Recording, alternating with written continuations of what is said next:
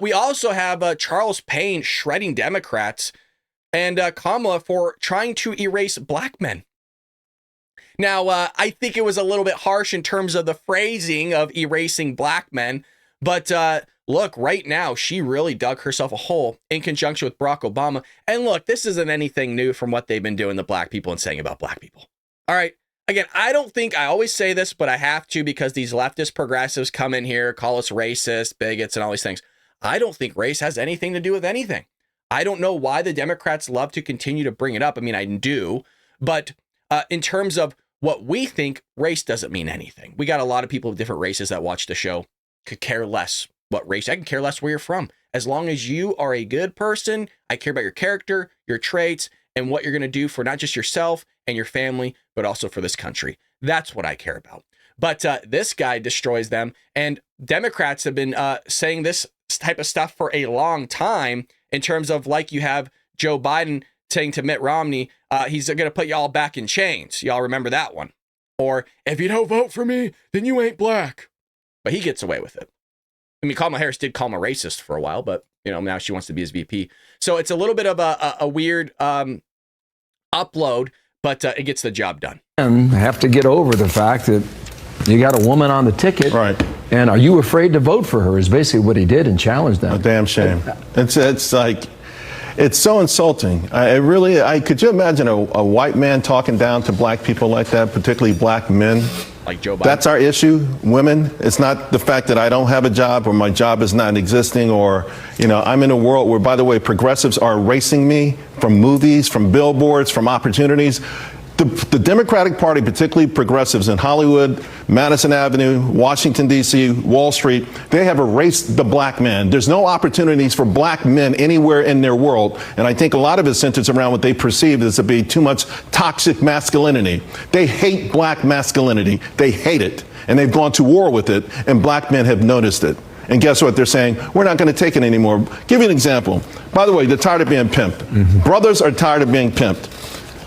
Kamala Harris is going to do something to legalize marijuana. As they were pushing for this, all these states, the legalization thing, every time they put black people in the commercials, front row, it's opportunities for minorities. This is an article from 2022. Payne, talking about Congressman Donald Payne at the time, outraged that New Jersey denied cannabis licenses to all black-owned businesses who applied. To every single one. None. But they had the ads, black kids and black people making money from this. But when it came through, they gave them zero. They give them zero every single time.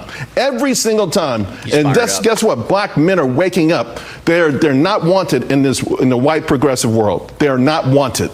And they're waking up to this and they're pushing back. Wow. He's right. Do you think that for those who are not inclined? You know, things are about to get ramped up when he took the glasses off and he said the word pimp. Basically all in the same movement. They're done being pimped. I was like, okay, here we go, baby. And to vote for Kamala Harris. Will they sit it out and not vote? Or will they vote for President Trump? I think the majority will vote for President Trump. This is not a sort of, hey, protest, you're going to miss me kind of thing. This is like, okay, this is a guy, by the way, for all of the media attacks against Trump, he has reached out to black voters from day one. Even when inside the Republican Party, all the experts, right? And we have a few of them who come through the building. It's a mistake like that. Like when they say don't campaign here, don't campaign there. All these experts who, by the way, are not at the top of the ticket, told them not to reach out to black voters. This is from the very beginning. He goes to the Bronx. He goes to these different places. He's reached out to black voters in a way that no Republican candidate ever has. There you go. Despite the fact that they said, well, your return on investment will be nil. Mm-hmm. He still has gone out and done that. And people appreciate that. Yeah. One more thing for that New York Times poll. 47% of African Americans. Hey, one more thing that let me ramp you up a little bit more. I love it. American voters, a plurality, said crime in big cities had gotten out of control. Sure. Well, no duh. Yeah. They care about it too. Sure, of course that black people care about it. Listen, when I sit with my friends and we talk, yeah, they're all registered Democrats and most of them are loathed, have never voted for a Republican. But when you listen to our conversations, you would think it was a room full of 10 Republicans. You know, I mean, it's like, it's time to say, hey, whether you talk out loud, because, you know, this whole cancel culture has been existing in our black community for a long time. Either you keep it real, but when you want to be yourself, it's not keeping it real, right? You keep it real or you're kicked out. People are saying, forget about it. I need to take care. Every one of these initiatives, by the way, Kamala Harris is talking about, mentorship, apprenticeship, these are all There he goes. The glasses off again. You know it's going to get real. buzzwords. These are all buzzwords. You know, I'm 23 years old. Now you want to give me an apprenticeship? You're not even talking about long-term solutions for my children. None of this is for long-term. Oh, health initiative, get the health initiative. Now they're going to help black people in health? They're going to expand screening, preventative screenings. That's not helping. That's not helping. That's the kind of thing when they tell black people go out and improve your credit. For what? To be a better consumer? I mean, all of this stuff is ridiculous. This is all the stuff this is in their bag of tricks. But the bags of tricks is old, it's got cobwebs on it, and it's left black people wanting and hurting in this country. We're going to find it. Damn.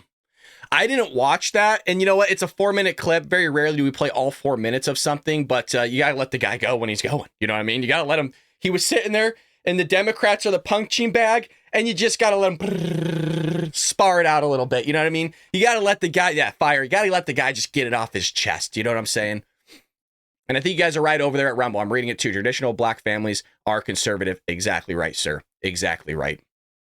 Shib says glasses off is like my dad rolling up his sleeves. That is a great analogy, by the way. I can't say the rest of what you said, but great analogy. So good on him. Want to make sure I highlight that fully. So you get this idea that, maybe some black people are waking up to the whole idea that the Democrat Party doesn't want anything really to do with them. They just want to use them as pawns. Political pawns is what Karine Jean-Pierre likes to say. Well, you got Sunny Hostin. People telling the truth about Kamala's poll numbers are trying to divide the black community.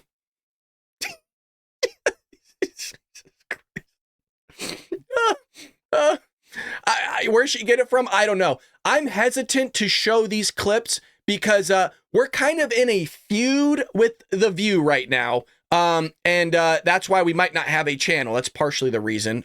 Again, I think it was ABC and NBC and Paramount don't like us very much right now. But here's some clips from The View. Don't worry, they're short, so you're not going to be held hostage too long. For me, it has never really been about black men. It's been about men. Mm-hmm. You know, there's this myth out there that black men can't handle being spoken to, and told what to do by black women. Black men come from our bodies. Folks, these people say that black people can't get IDs. The lady that's on the stage with them, Joy Behar, says they're not capable of doing certain things. I think she said they didn't know how to work a computer or something like that, or some Democrat said that. It might not have been Joy Behar. So Joy, if that wasn't you, I'm sorry, but you said some pretty asinine things, and they're so insane that I actually get confused on what Democrat said what insane thing. These people are wild. They say a lot of crazy things about black people, but all of a sudden it's like, well, it's not just black people, it's just men. They come from us, but yet you want to kill babies, huh? Yeah. So black men have black mothers. So they're used to having these conversations with women. The matriarchy is strong with the black community. It is very strong. Yeah. And the patriarchy. Kamala Harris is going to be a president who recognizes that she's not just one group's president, she's everybody's president. She has to be. She has to be. She has to be the president. And I'm sure everybody's figured that out. And a lot of what you're hearing is meant because the other side doesn't really have anything to say. Jesus, man. I really, it's astonishing that people sit at home, right? People sit at home and just listen to this stuff.